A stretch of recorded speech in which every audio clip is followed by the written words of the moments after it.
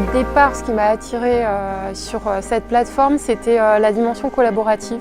L'idée de partager des références, des papiers avec d'autres collègues. Cette nouvelle application qui permet aux chercheurs, d'une part, de gagner en visibilité et ensuite en termes de temps de recherche, puisqu'on peut réciproquement avoir accès aux travaux d'autres chercheurs sur des thématiques qui nous intéressent. Les thématiques de recherche que nous portons devraient être très largement partagées à la fois par la communauté scientifique, la communauté des professionnels de santé, mais également les citoyens et les associations de patients.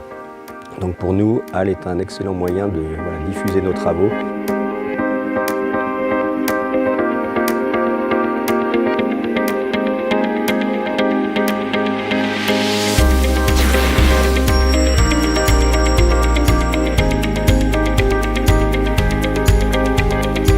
Quel est l'intérêt pour un chercheur aujourd'hui d'utiliser HAL? Premier intérêt, c'est véritablement un gain en termes de rayonnement. Maintenant, de plus en plus, on demande aux chercheurs de rayonner, c'est-à-dire d'assurer la diffusion scientifique de leurs travaux. Et HAL, de ce point de vue-là, est un outil vraiment très efficace puisque on devient visible, quelle que soit la localisation géographique des personnes qui s'intéressent à nos travaux dans le monde. Deuxième intérêt, HAL permet d'accéder très facilement aux travaux d'autres chercheurs qui peuvent très bien compléter nos propres recherches. Et de cette façon-là, il y a une facilité d'accès aux sources, mais aussi en termes de tissage de réseaux de recherche, HAL peut contribuer à la découverte de chercheurs qu'on n'aurait pas découvert sinon, qui travaillent sur les mêmes thématiques que nous, dont on peut se rapprocher en perspective de travaux de recherche futurs.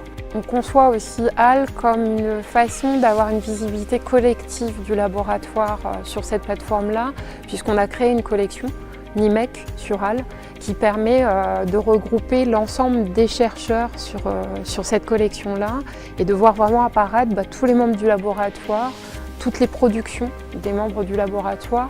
Donc en termes de visibilité et d'effet vitrine, cette option de collection sur HAL est assez intéressante. Nous déposons le plus souvent des travaux de recherche achevés qui ont déjà été validés par nos pairs au niveau des revues scientifiques et nous les déposons sous une forme qui permet, comme je le disais tout à l'heure, de les rendre accessibles indépendamment de la lecture des revues où nous avons publié. Je dépose à peu près tout ce sur quoi je travaille en termes de références, que ce soit des cahiers de recherche, des articles, des contrats ANR par exemple, tout type de références qui vont pouvoir avoir un intérêt pour la communauté à laquelle j'appartiens. Ce que j'envisage de déposer à l'avenir, c'est principalement deux choses. Alors la première chose, c'est les ouvrages individuels ou collectifs que j'ai publiés.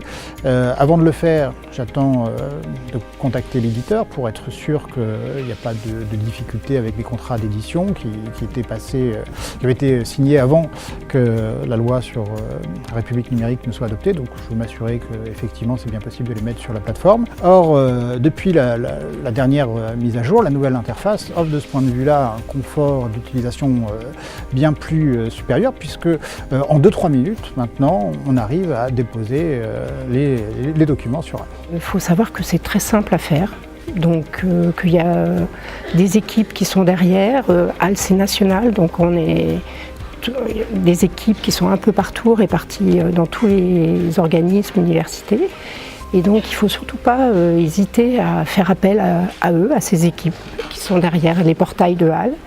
Et pour poser des questions, toutes les questions sont les bienvenues et tous les échanges aussi sont importants entre les chercheurs et les personnes qui s'occupent de HAL.